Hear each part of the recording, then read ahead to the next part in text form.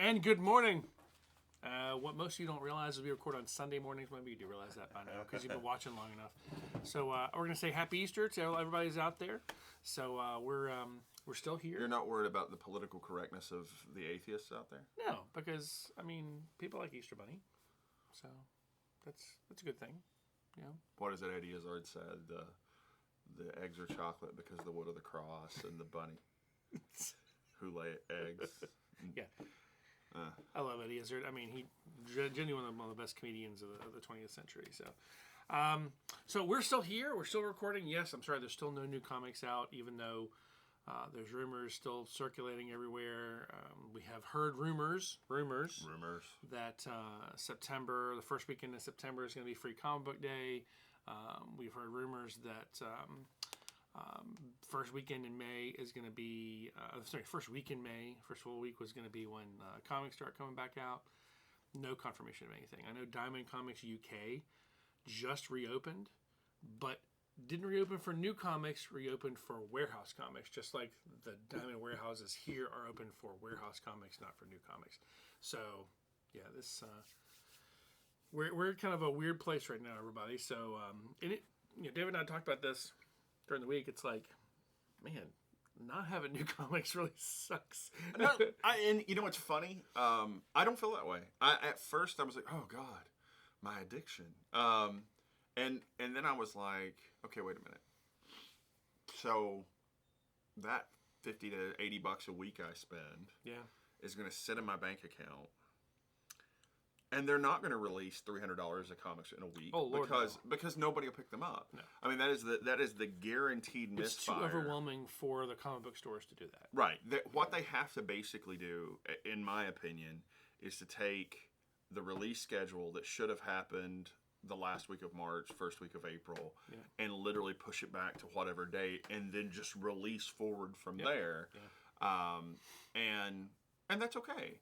But not only do I have some extra money in the bank right now that's sitting there building interest and makes me so happy.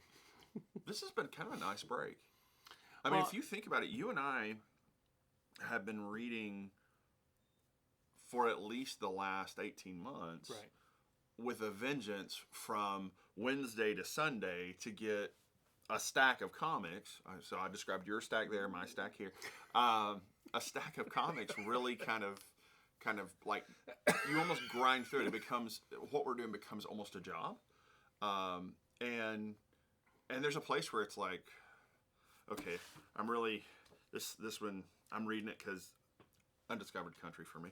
I'm reading it because I hate it, and Ben and Garin, and they'll make fun of me if I don't, And so like I will grind through that book in this methodical way, whereas other books I'll stop and slow down and take joy in.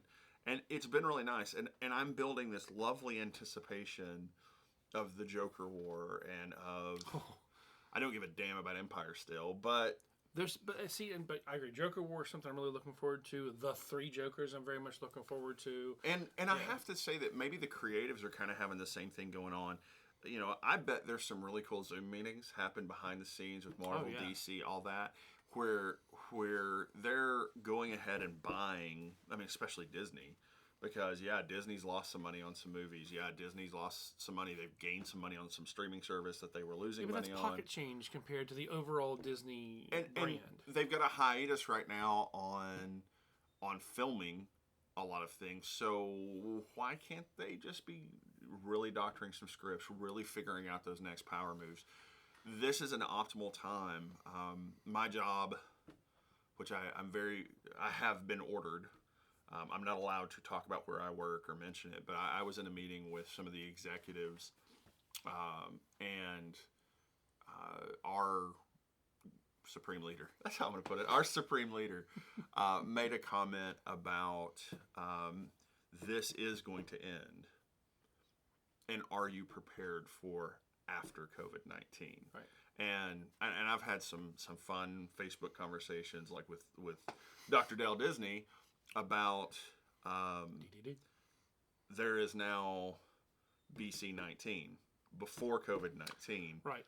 Yeah. And there are going to be things that change that are never going to go back to the way they were.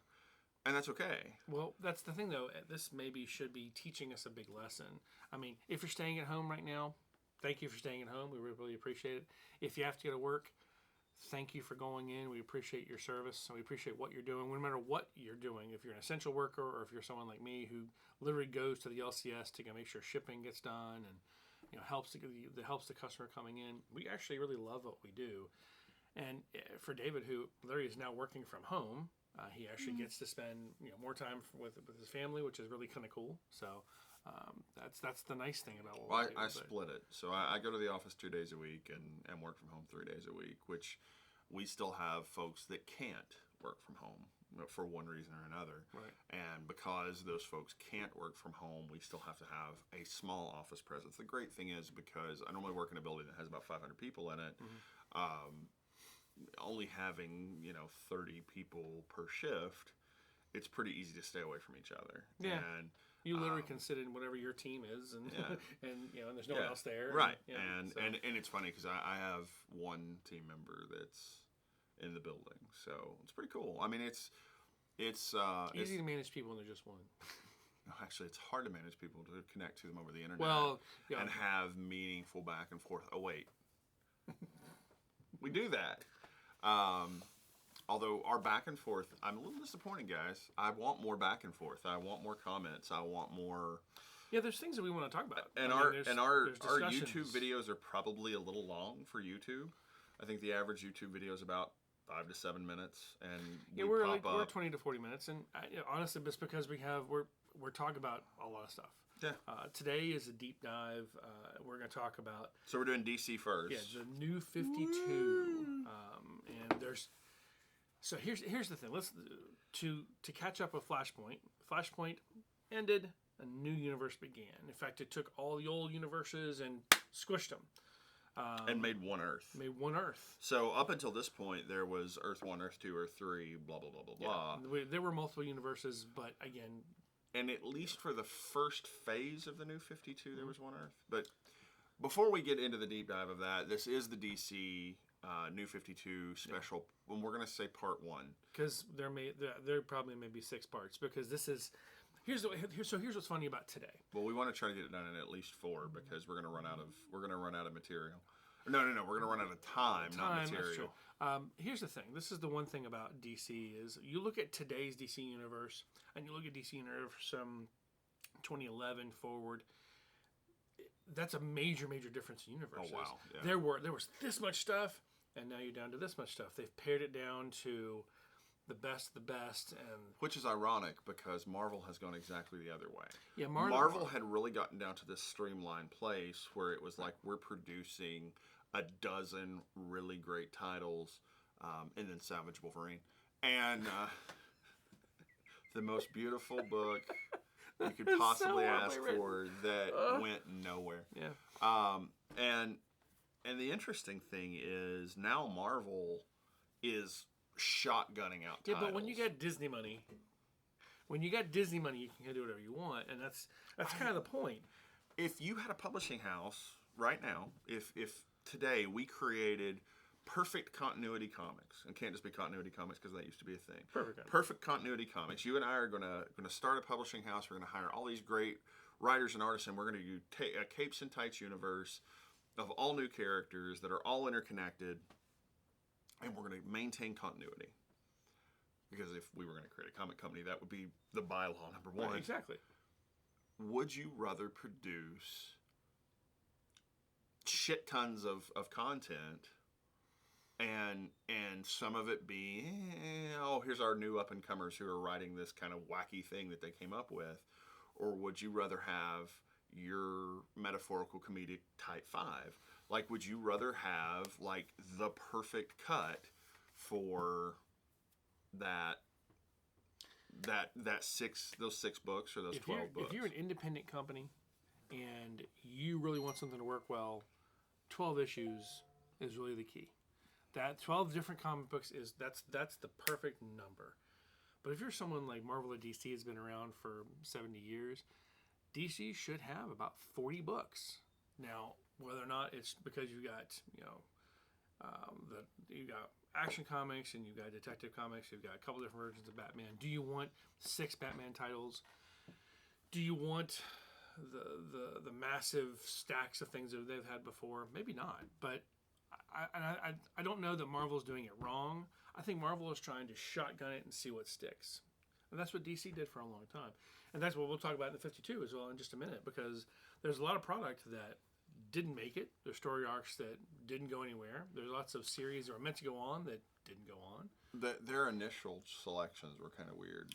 Yeah, and we'll talk about that. We'll get into that. Let's actually boot the podcast, the ye old voice recorder here, and so you're actually getting to see the conversation before the conversation, because we'll have it with you a little bit. Interestingly enough, there's still a conversation before the conversation. Well, yeah, before the conversation. Yeah, because but until I get spy cams and he doesn't know I'm recording it, we'll never get that recorded. To be fair, it's just a bunch of us eating donuts. Good donuts too. Yeah. Cake was a good choice. Blueberry donut. Yeah, that was a good choice. Donut. Hi guys, and I gotta hit record again. I'm just kidding. Hi guys, and welcome to the Printed Panel Podcast. I'm David. And I'm Garin. And he's laughing at me because I didn't hit the record button enough times. If you want to see that particular outtake, head over to our YouTube channel where we don't cut the first 10 minutes of us blathering. Today blathering is a good word. Blathering is a fantastic word. Today we are recording a really special, near and dear to my heart, DC deep dive. This is the New 52. Post Flashpoint, the New 52. Post Flashpoint. So last week we did Flashpoint. This week we are diving into the New 52. Yeah. And the reason that this is special to me is that this is the era that I got back into comic books after about a 10-year hiatus. It was a weird time to come into comics, man. See, this is, and for a lot of people, the 90s was the curse. That was way too many covers and too many pockets and too small a feed, and you had. Why we gotta go after Liefeld directly like that? I wasn't. Did I say Liefeld? Yes, I did not say Liefeld. You went tiny heads, too many pockets, tiny feet. So that's the Liefeld trifecta. The people that I talked to who gave up on comics in the 90s because there were 200 companies out there producing content, and it was all over the place. Hold up. You're talking to people right now in the era of too much content. Marvel, DC, Image, IDW, Boom, Dynamite, Aftershock, but Vault, Scout, Oni. But think about it this way, though. There were more companies Valiant. out there back in the 90s. Well, Valiant was back in the 90s as well. Now it's like the third or fourth company that's owned Valiant. Hold on. There was basically, at that point in time, there was Chaos. Yeah. Which produced Booby Books. Yeah. And that was their stock and trade. Chaos stays as Dynamite now, right? Dynamite bought Chaos, right? Yeah, I think so. Yeah. Image, Marvel, DC, Valiant, and Malibu. Malibu was out there too. Yeah. Their Aardvark was out there because they did Cerberus. Technically, Aardvark still exists because you've got I think Goon. No, that's Goon is. Who does Goon? Anyway, so there were a lot of people who gave up on the 90s books. I'm just saying. There was a lot of content, and it was. This is the new 90s. But it isn't, though, because what you have is so much better. Because Liefeld's retired to just being angry on Twitter. I mean. But if you look at the way comics are today, you have a whole lot more better content. Yeah, it's good content, and for most of the part, it's pretty great. I mean, there's some junk out there like Billionaire Island, but I mean, Todd McFarlane's not making comics; he's making toys. Don't get me started on that. I kind of wish Todd would come back to do comics more. I think because he still writes. I mean, to be fair, I was not unhappy when Liefeld dropped Major X. I was like, yeah, Liefeld! And then I read Major X and was like, oh yeah, Liefeld. I mean, don't get me wrong, I love Neil Adams, but he's doing a Batman book right now, and it's just, okay, we got to focus. It's just bad. Now, Garin and I went into this, and we prepped in very different ways. And when he talked about what he prepped for and kind of the thing, I went, oh no. So I'm going to direct a little bit here. So let's start with something very simple. I'm going to give. Okay, no. Let me start with something very simple. You start simple. I'm gonna say what I read from the New 52, and 100%. This is my initial read. because me and DC. Yeah. I read Batman. Okay. I didn't even read Detective. I read Batman. I read Scott Snyder and Greg Capullo's Batman from, I picked up about the second or third graphic novel, which is when I really came into comics, so probably 2012. Yeah. And I had that run straight on through.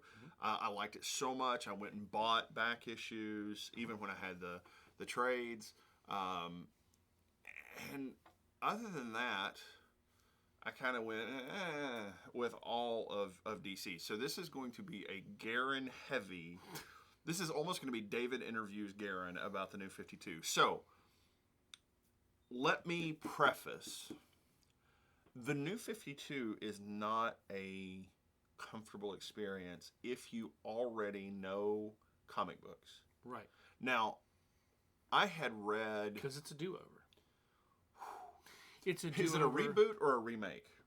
It is a new universe is what it is. And if you look at it strictly from what DC did... pissed people off. Oh, very much so. Unless you're a Batman fan and then it made you the happiest you've ever been in your entire life because... Although it didn't. Because there were things, and I read through the first two trades. Court of Owls. Night of Owls, Court of Owls. City of Owls. Yeah. Not Court of Owls. Night of Owls, Court of Owls. Yeah.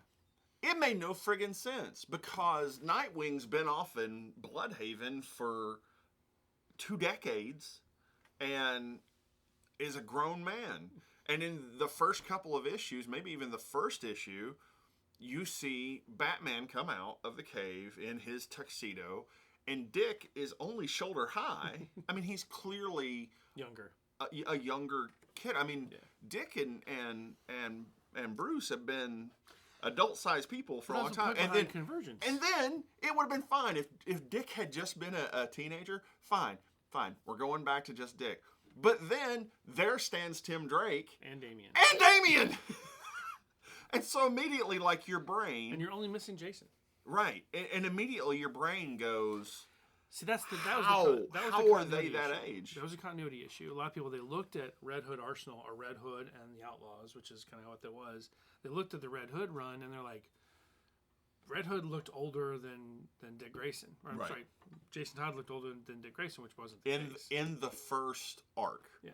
So let's talk about the first arc. Before you go do the preface of this, is because I know you're prepared, and I'm messing with your preparation right now. Not really. So Batman is 26, 27 maybe? He's probably 32 at most, yeah. I think he's 35 at the end of the run. Maybe he is, yeah. They kind of acknowledge his age. It's not year one, but it's also... Well, but they do a part of year one. The 0 year. Yeah, zero year comes up later. Which is you always say it's an arc I hate. I don't hate it. It just didn't make sense because they gave him purple gloves. For no reason. It's just this weird artistic but the purple choice. glove is a throwback to the original Batman. And I understand that, and it was part of the acknowledgement of this is not current continuity. Sure. But why, if you're really focusing on making great continuity, do you then flash back to? I understand why purple gloves to begin with. That really made no sense. Your whole costume is dark with your purple gloves. And they were like lavender, but and it's actually a fantastic were that purple read. Right there. Yeah, they were this purple. They were this purple. We couldn't figure out. But anyway, all right. So Bats has the entire Bat family, including Harper Row, and it introduces Harper Row for the first time in the New 52, who has vanished in Rebirth. Yep. Her and her brother Cullen. Gone. Are gone, and some of my favorite characters from the New 52 But in Rebirth, we get Gotham. We got Gotham Girl and her brother Gotham. Gotham, yeah, exactly. So, which I know. I digress. You didn't have to go there. If you want to see me angry, wait until we rehash. And we're going to keep doing these, guys. Once comics come back, we're still going to do a special at least once a month. Yeah. And we may try to do one a week or something for a while to get us caught up. We're calling these How Did We Get Here? Yeah. And okay, so that's where Bats is. Where's Superman? So that's the thing. So Action Comics kicks in, and it's a very young Superman. Yeah, I love the jeans, like not combat, but like farming boots. Yeah. And his jeans are rolled up a couple of times. And a cape. A t-shirt, a blue t-shirt with the S on it, and the cape. It is. And that's an action, which is written by Grant Morrison. Exactly. Yeah. Which I incidentally ordered the trade for the other day. I was like, Grant Morrison, holy God! And that's just action. In regular Superman, it's the Superman that we know, but it's not the Superman that we know. What's going on in the background is too... Off the top of your head, do you know who wrote Superman? I can't remember. It blew my mind because it wasn't Jeff Johns, but it was an older name. Yeah. Somebody had been writing for a while, and I was like, Benedetti, wow. No. Benedetti? No. Anyway. And we'll look it up too. But so that Superman, the new Superman. So action deals with him being a teenager, basically. Yeah, I mean, him going to Metropolis to become Clark Kent, become who he's going to become. And this is not the Superman from Flashpoint or from pre-Flashpoint. Superman exists. That Superman, the one from Convergence, the one that we still see, our current Superman. The current Superman we have now is in this new 52, secretly hidden away. He realizes that there's another Cal. Now, where do we see that? We know that through Convergence. Okay, so we're talking the end of the new 52. We know that through Convergence because that's when you first see John. I got the Final Days of Superman trade paperback. I'm actually really looking forward to it. I saw the panel where Supes with the beard and the black suit grabs the other Superman as he's falling from the sky. As I just went through it, but again, we're getting way out of order. Superman is the Superman. I don't want to call him Superman Prime because he is Superman Prime. Is he Superman? He Prime? is Superman Prime, but he's not Superboy Prime. No, that's a totally different butthole altogether. So, so Superman Prime is not the new 52 Superman. The Superman that we know in Rebirth is the Superman that was pre-Rebirth as well. So. This is what's interesting about it. So the Superman you see in the Superman run in this new beginning is a militaristic, almost. How do I describe him? He literally his collar is up to here instead of being normal. The trunks are gone. The trunks are gone. He's got a belt on. His boots are taller. His boots are taller. Everything comes down to here on him. He literally, and he is not. He is almost a humorless version of Superman. It's almost like when he was raised on his farm, it was a different type of how he was raised. And we see this, and of course there's a couple of animated movies that have him in it, and you can see that. You can see a big difference in the two Supermen. They took that styling. Yeah. Now, by the way, I loved this Superman. I thought he was fantastic. The fact he was after Wonder Woman. He could have cared less about Lois Lane. Lois, yeah, whatever. You can't handle me. Wonder Woman, Diana can handle me, and she did. I mean, he actually falls in love with her, and they are very much a couple, to the detriment of the DC universe, the entire universe. Yeah. So there's no. Well, I mean, why are we? I mean, right there's the outfit. Like, why are we? That is the Superman outfit, and he's. The S is bigger too. He's a more muscly. Yeah, this is a. It's not what you expected to see for a lot of people. It's like MMA Superman. Yeah, and for a lot of people, it upset them.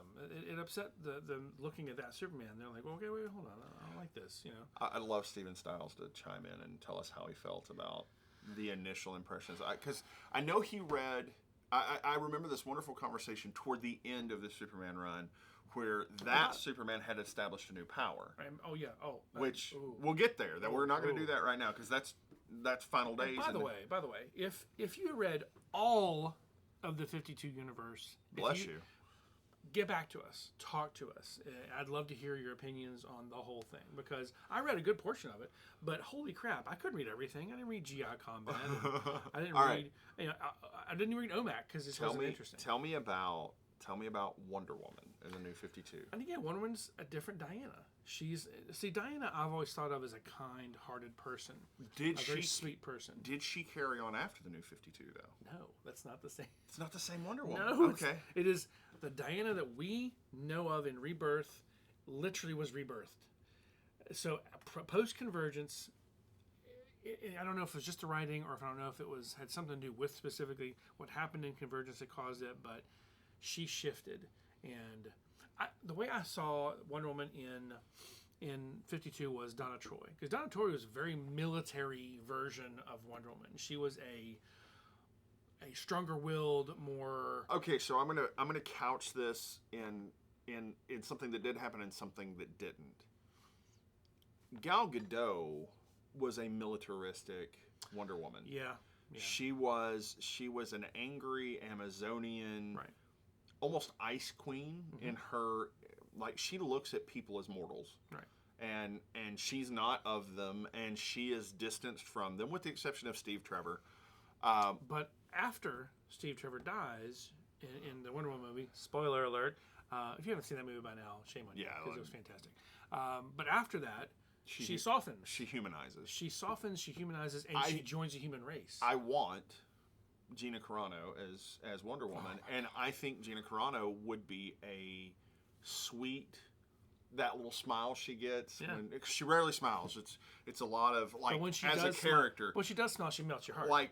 Her soul shows through in that moment, and I think that would be the perfect Wonder Woman. I think her Donna Troy and her Wonder Woman would be so spot on for pre-52 and post-52 Wonder Woman. Yeah. But Gal Gadot, I see how we got there from New 52. Because she's the New 52 version. Yeah. Very much so. Kind of a bitch. Yeah, I mean, a little bit. Yeah, but think of it this way, though. I mean, if you're a Themysciran, you also much skinnier. Oh, yeah. She's still buxom. She's yes, but she's boobylicious. But again, if you her look waist is like this. If you look at this image, this is armor rather than a costume. Right. And it's not the Linda Carter bustier. God, love Linda Carter. I do too. But no, you're right. This is a different version, and even like the Green Lantern Corps is a slightly different version of the Corps. Well, let's go there. Yeah. So Green Lantern Corps is the first book that drops, and it has nothing to do with Hal Jordan. Nope, it is Sinestro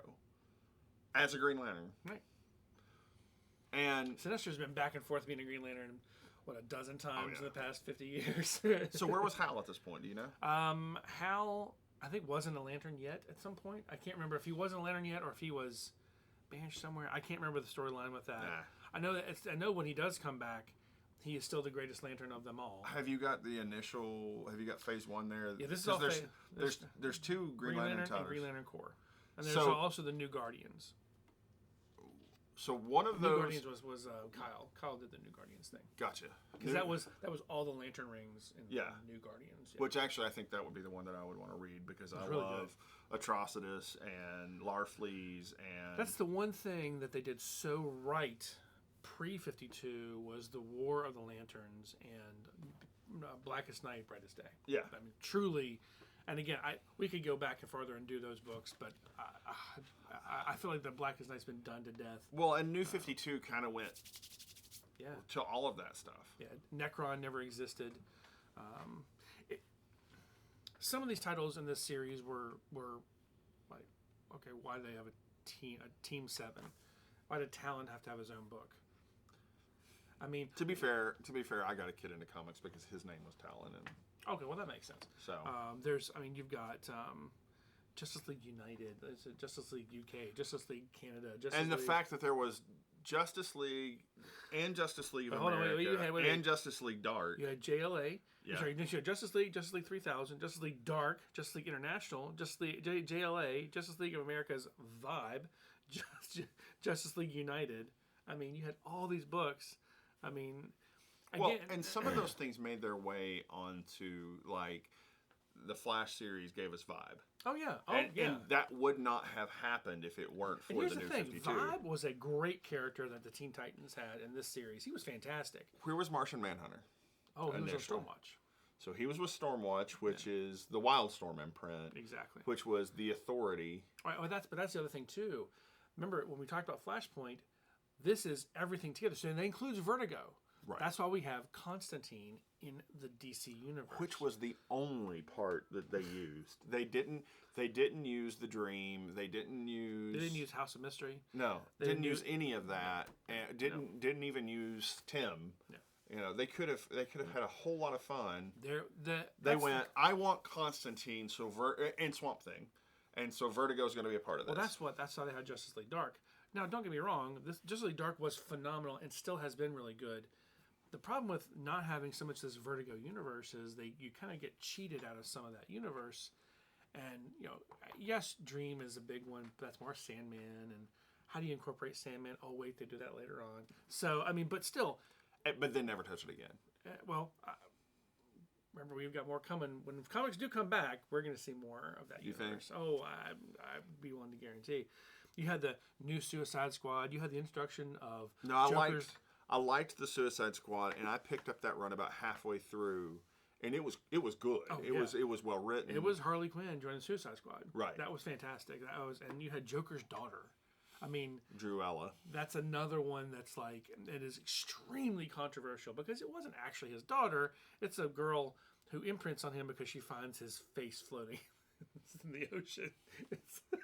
Like you do. Yeah, it's like, hey, like you do. So, yeah, I mean. Apparently, Joker's face being cut off happens in Detective Comics #1. Yes. And I actually own that issue. Yeah. I've never read it. But, So, and the New 52 had two things, too. It had Grayson and it had Nightwing. Now, Grayson is Dick Grayson as a secret agent. For Spiral.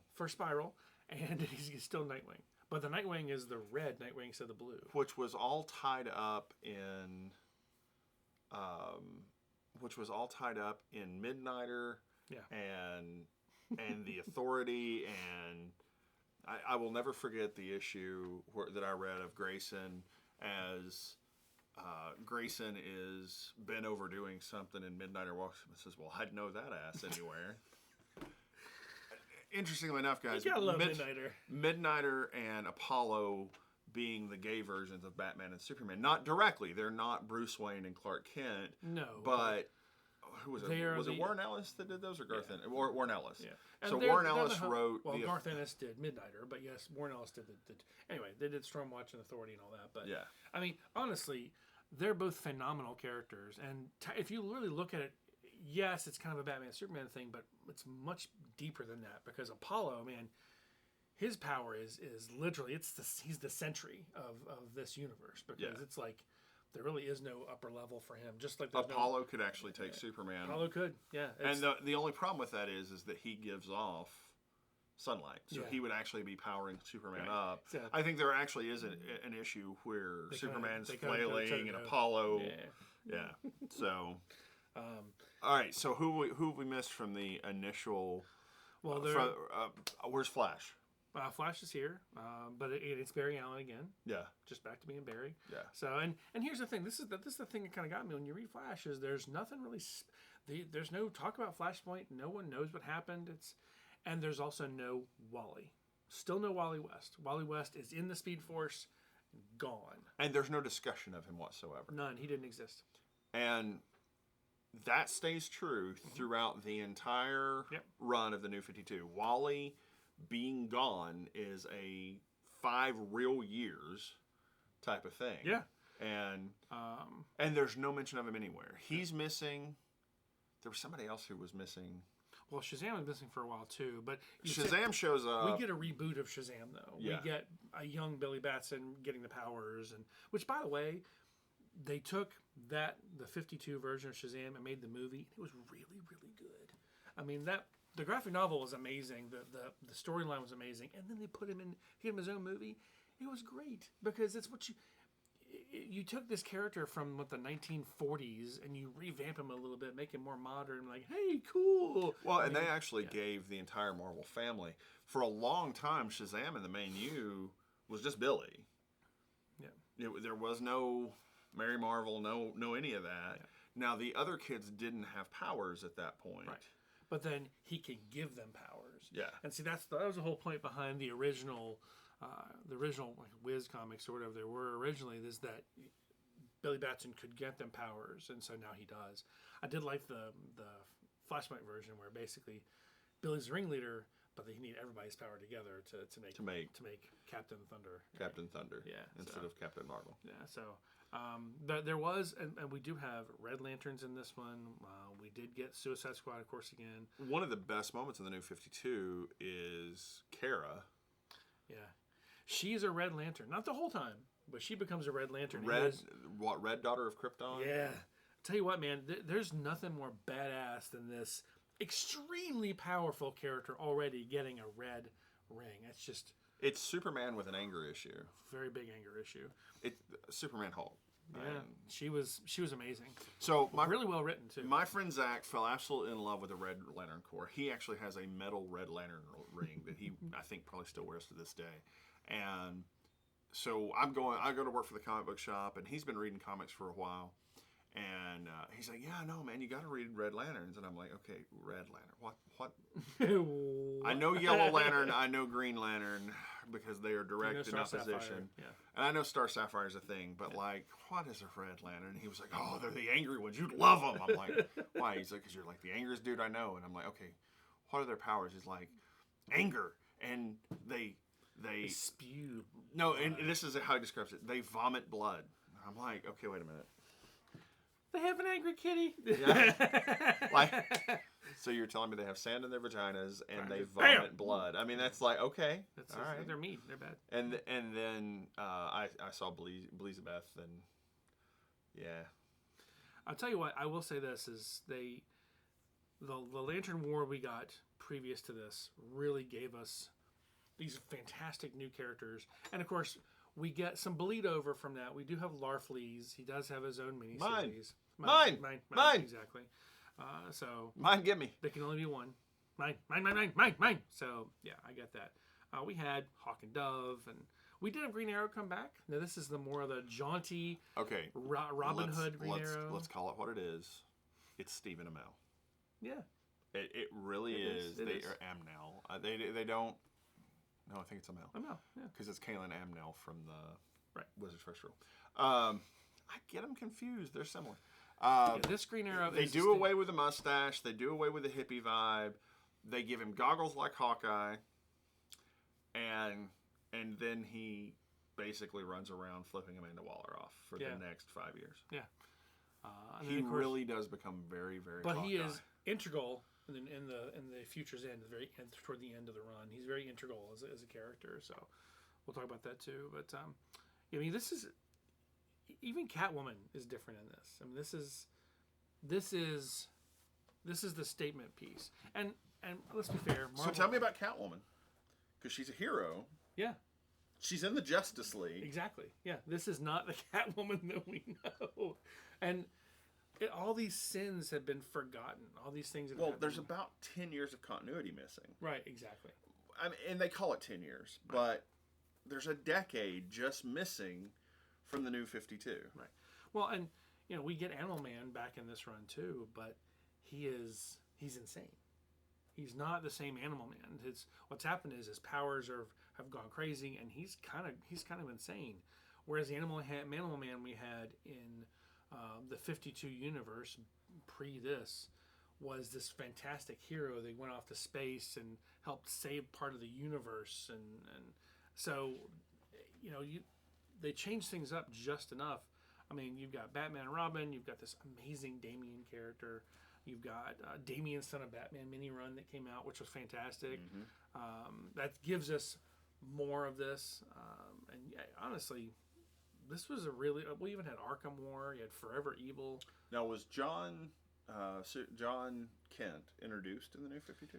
He was introduced at the end during Convergence. Gotcha. There's a 2-part series where you see Clark, Lois, and John from the universe that came before. And they are going by other names. Exactly. And they've settled into a little, farming life. Yeah. I mean, of course, Lois and Clark both know exactly what's going on, but they've kept to themselves for a reason.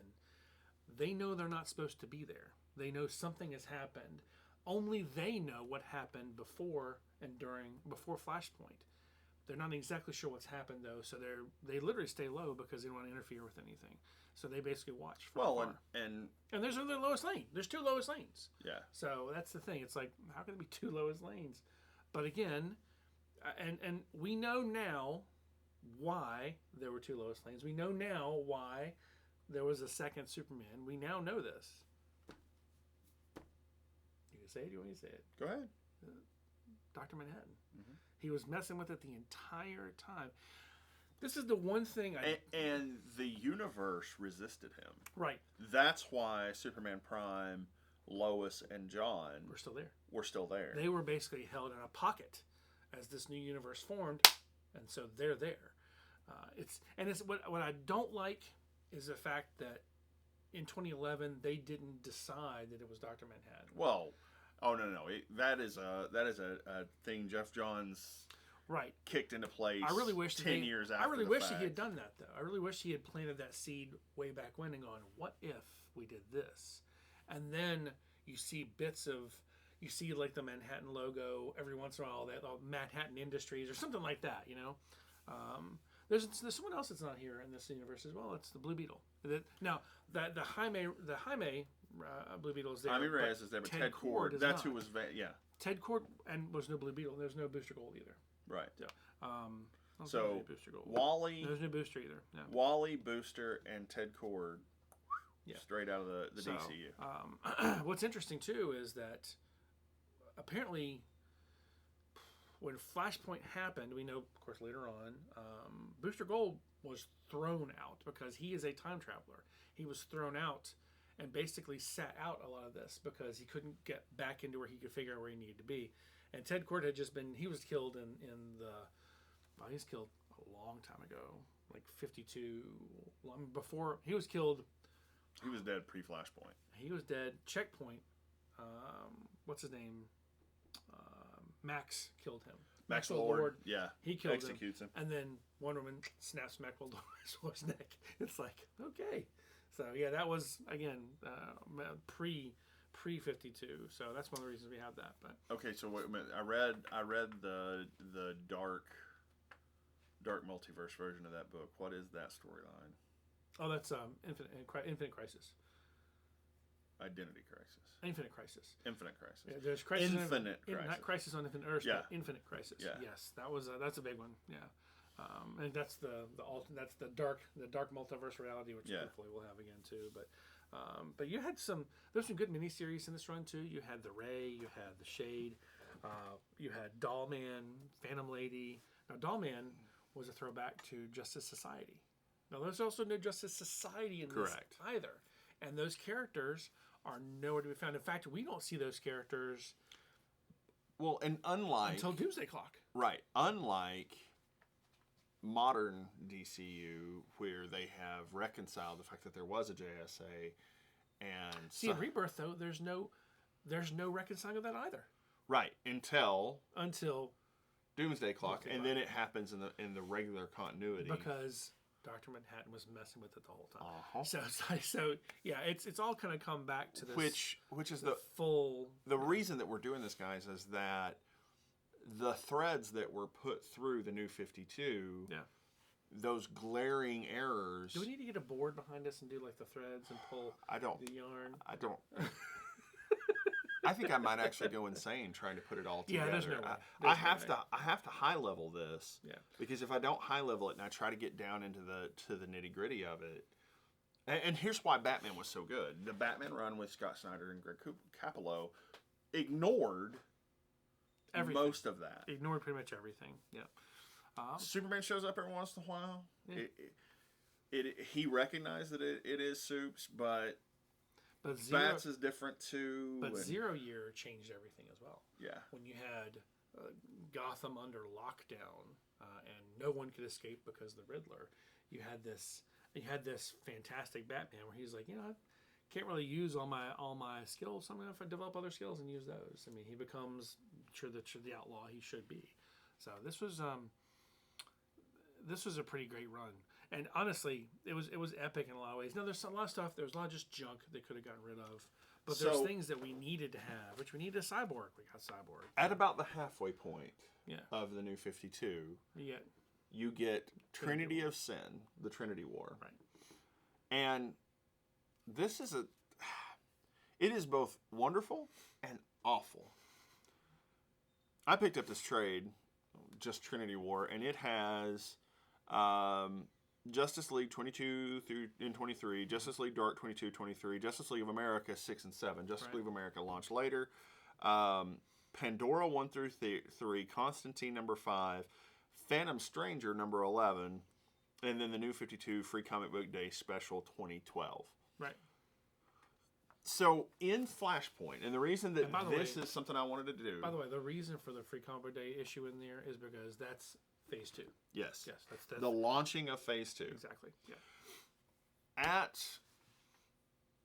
Flashpoint, you see this hooded figure telling Barry, da-da-da-da-da. And you don't know who it is. And you don't know who it is at that point. You're just like, who is talking about what we're doing? Why? Who is saying what we're doing with these universes? Who is this? And we don't know as a reader. But now, of course, we find out it's... So I hadn't read this. Did you read this in the original run? Oh, yeah. I had not read this at all. I was like, well, clearly this is going to deal with bringing the 3 multiverses together. No. One piece of it is absolutely brilliant, and that's what it rolls out into. Right. It rolls out into Forever Evil. Exactly. So...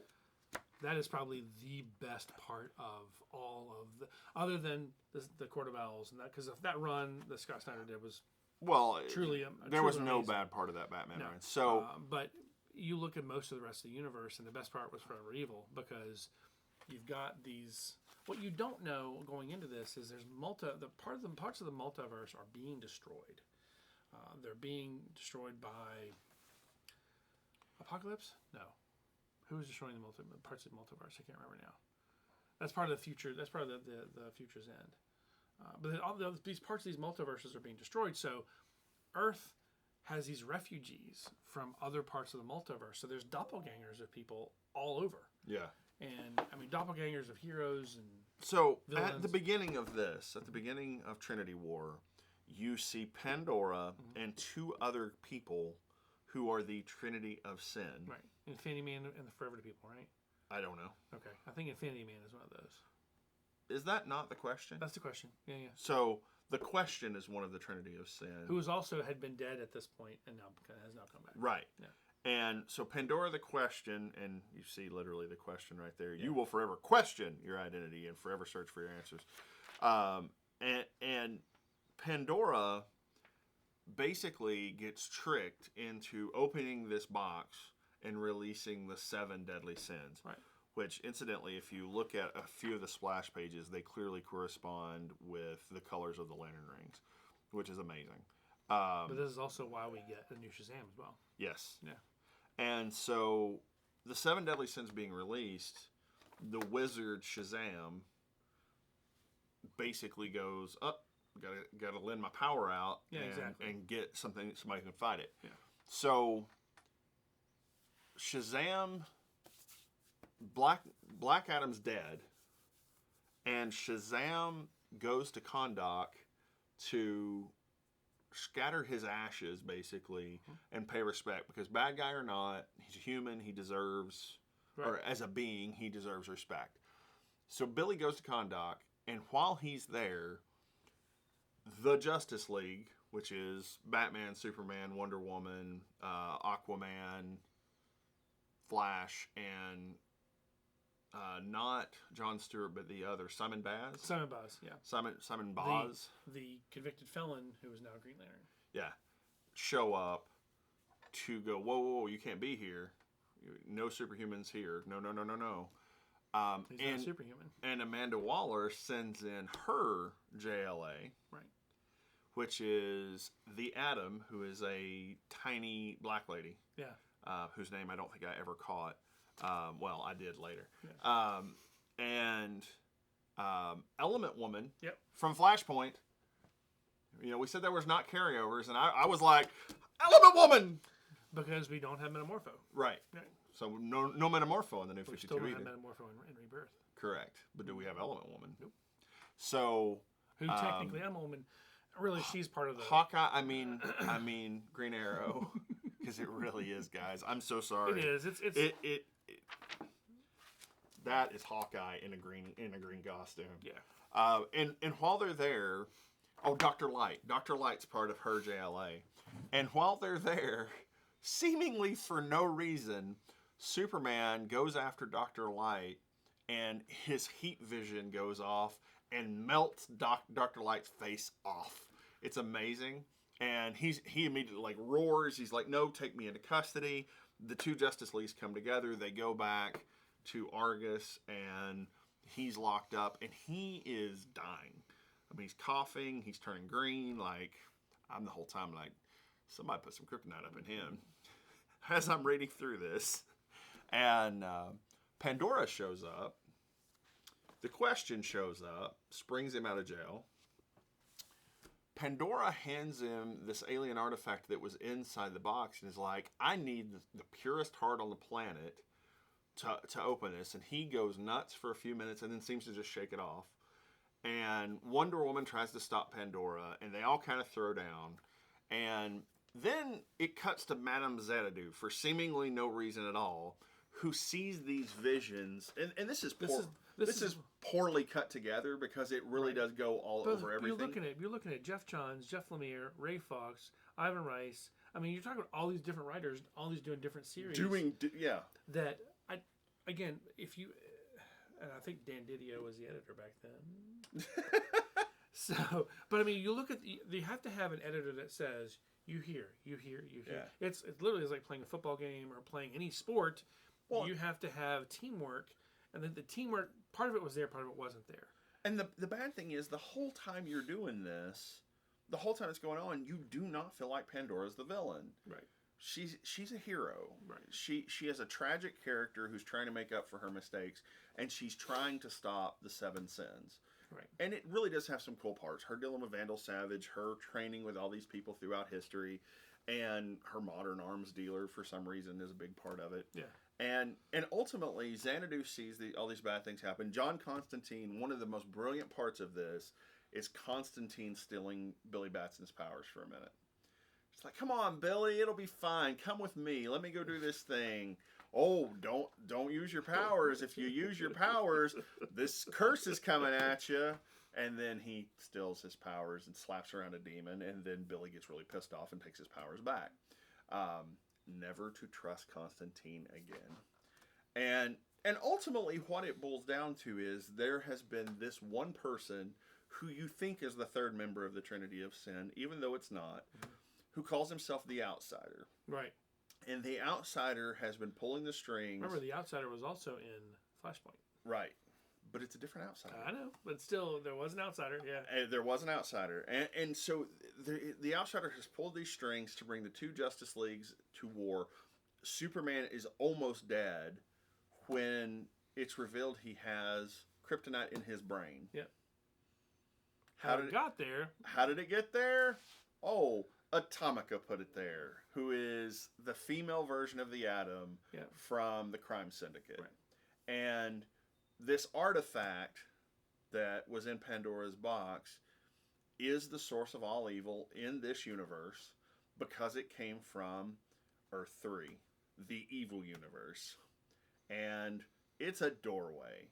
And the Outsider, a.k.a. evil Alfred Pennyworth, which has been Alfred behind it the whole time. The Butler did it. That was the punchline of this whole bloody thing. The Butler did it. Whoever, Jeff Johns, like, just wanted to just walk up and slap him in the back of the head. Like, nah, man, you can't say the Butler did it after like 20 issues. But that's the point, though. That's what made it. And out of the back page of this, Atomica goes, oh, by the way, I'm a bad guy. I did that. Ha ha. And out walks the Crime Syndicate to take over. And that's the beginning of Forever Evil. Yeah. So this, in and of itself, is a prelude to Forever Evil, which we will discuss Forever Evil next time. Yeah, Forever Evil, that's pretty in-depth. That's a big story. Yeah. I think. But it was a big part of Phase 2. Yeah. Phase 2 into Phase 3. I think one of my favorite parts of Phase 3 was the .1 releases.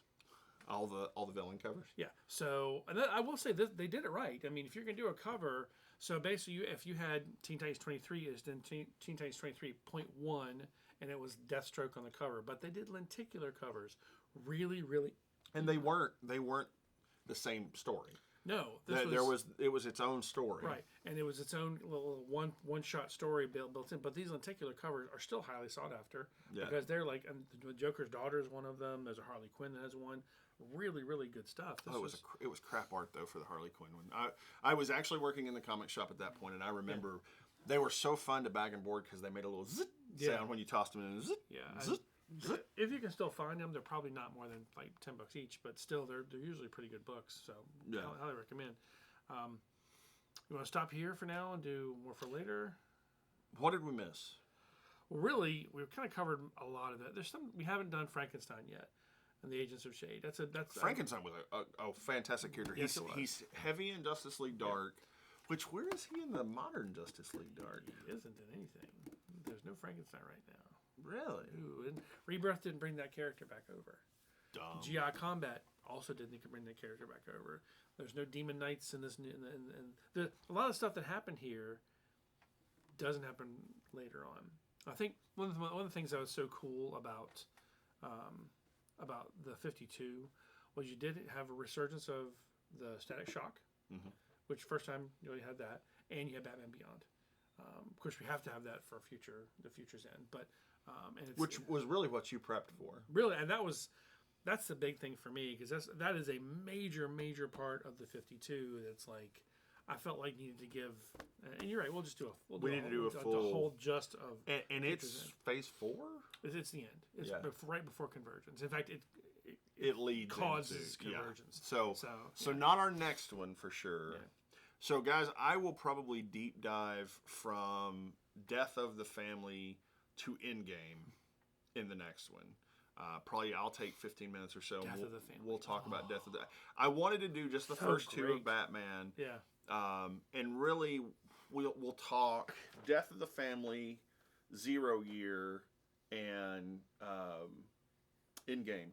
Sure. Because they're Joker heavy for the bookends, and Riddler in the center. 0 Year was. I will give 52 one really big prop, and this was really well thought out for the most part. There was clearly some continuity some things, shoe-in things, but for the most part, I mean, in phase 1 you had this fantastic run. I mean, and then even up until 2015. You're getting toward the end. You still got, Lobo, Gotham Academy. You've still got really good stuff that happens all through the 52 and into Rebirth. So yeah, this was really smart. Part of me misses a lot of this from the DC universe because I feel like right now it feels like they're floundering in some ways. DC is. I will say that throughout Tom King's entire run, I missed Scott Snyder. And that isn't to say that Tom King's run was not good. That was great. I enjoyed Tom King's run, with the exception of the first arc. Still an embarrassing moment where I was screaming and cussing on the podcast. Batman don't die! What is this? Anyway. But... you're also going to discuss the bunny suit, right? Absolutely.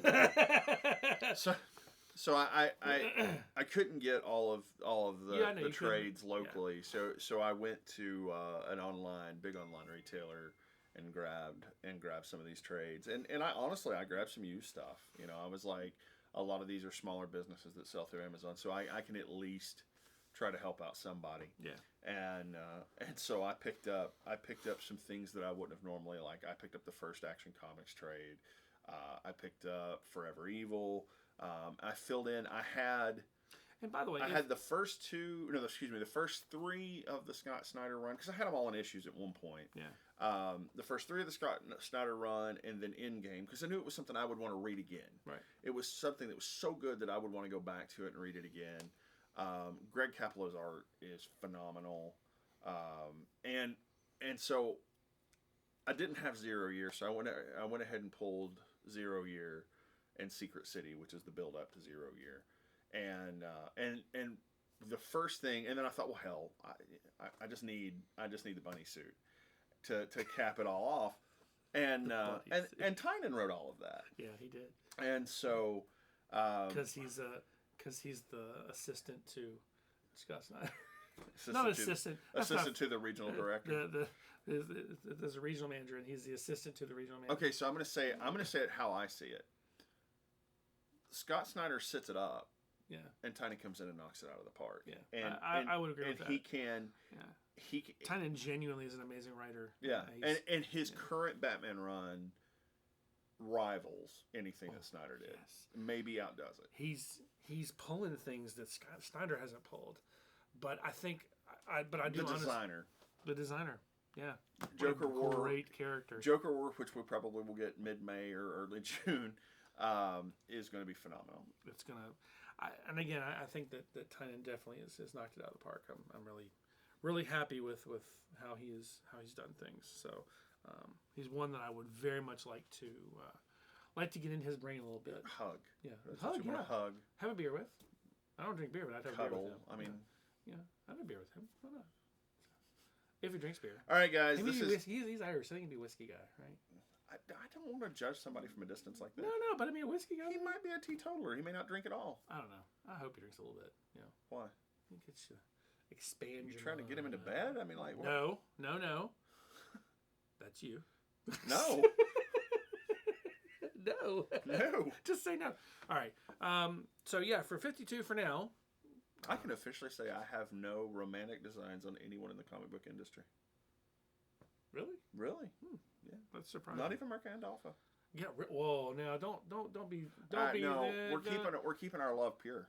Okay. All right. Well, that's. Yeah. I understand that. Might wait until marriage. All right, guys. This has been a broad strokes dive of the New 52. One of the things I want to get to is Batman Eternal. Oh, yes. You got Batman Eternal. Really, really good. So, one thing before we go.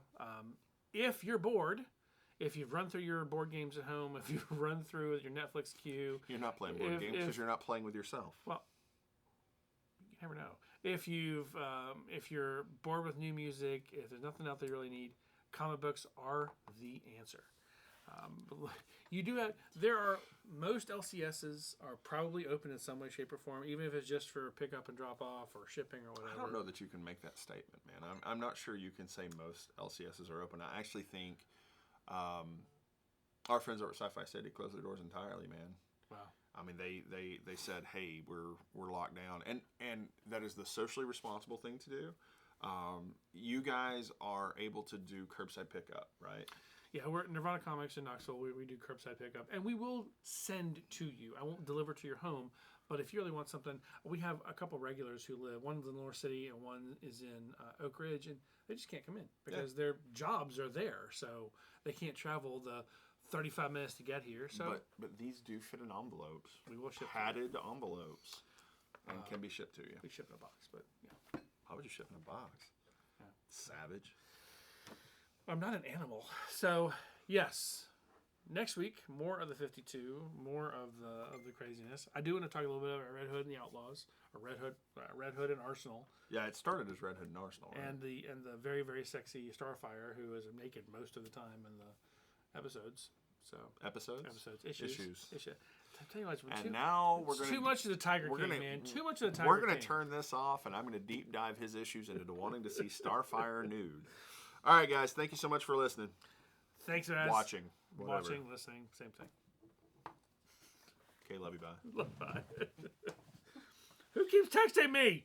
I'm busy.